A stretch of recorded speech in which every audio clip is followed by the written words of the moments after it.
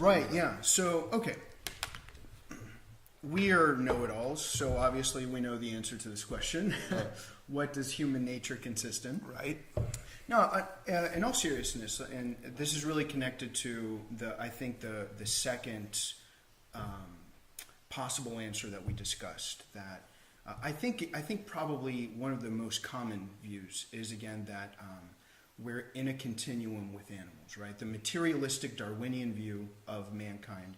And this doesn't even mean that we're getting into evolution, in my opinion. Like what it ultimately, however we got here, the point is there any significant difference between human beings and animals? Yeah. So to me, it really comes down to this. I think that what truly makes us different from animals is that all animals really just live in the is. Right? They're only concerned about the present. They're going to do whatever they do. The thing about mankind is that we don't only live in the is, but we also live in the ought. Yeah. Okay. We are the only animal that considers what is the ought. Okay. We're always plagued, or not plagued, but we're always confronted with the idea of how it is that we should live. We don't just live.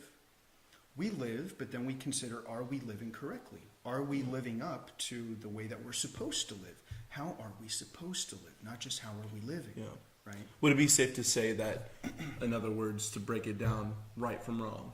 Absolutely. Knowing right from wrong. That's right. And also ideas of justice, right? What is justice? And I think this is just self-evident. I mean, so animals can be incredibly intelligent. I was watching a documentary some other time where crows would pick up walnuts. Okay, dude, they would pick up walnuts, lay them carefully on the highway, and then go sit on the telephone pole and wait for cars to drive by to open up the walnuts for them. Like, that's insane. Wow. I mean, that's very intelligent. We should go do that. That's too smart for me. I don't know if I could figure that one out. But, I mean, the point is, yes, of course, animals can use some form of reasoning in order to attain ends, okay? And that's what we would typically call cleverness. We can sometimes say, oh, this animal is very clever, very intelligent animal, okay? Have you ever called an animal wise? I mean, besides owls, like everybody knows owls are very wise. No, I don't think I've ever thought of an animal Or have as you wise. ever blamed an animal for doing something? Like a coyote, kills some rabbits or something. Yeah.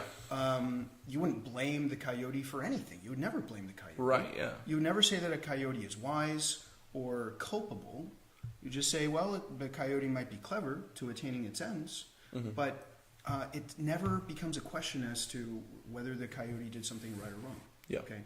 So now, I think that this idea I definitely get from Aristotle, from C.S. Lewis, from other deep thinkers, and let me just share a little bit what Aristotle says about this. So just to base this on more than just our thoughts.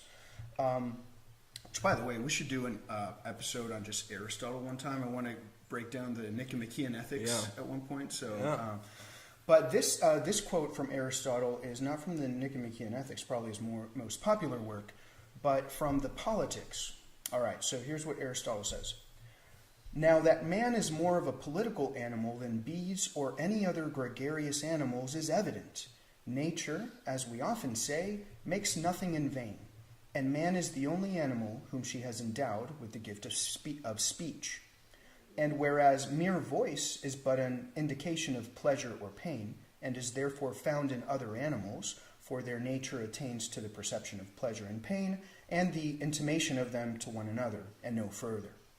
The power of speech is intended to set forth the expedient and inexpedient, and therefore likewise the just and the unjust, and it is a characteristic of man that he alone has any sense of good and evil, of just and unjust, and the like. Okay. So, one thing that's, I think, a little bit confusing about that quote is that Aristotle says that only man has speech, and yet that animals do communicate with each other. Right. And so, the key word here, speech, there's a lot more to it in the Greek. So, that's the Greek logos. Yeah. And yes, it means speech, but it also means reason. And again, I think this is still confusing. I mean, I talked about how animals could be very clever. Like, is that a form of reasoning? In the Greek idea, the term for reason, for logos, is peculiarly human. It's not only attaining ends, but it also involves that key characteristic that he finds in man. Yeah. That mankind is able to perceive ideas of good and evil, ideas of just and unjust, right? And so again, he observes this in humans only, and that gives us that key idea that human beings don't only live for the is, but they also live for the ought.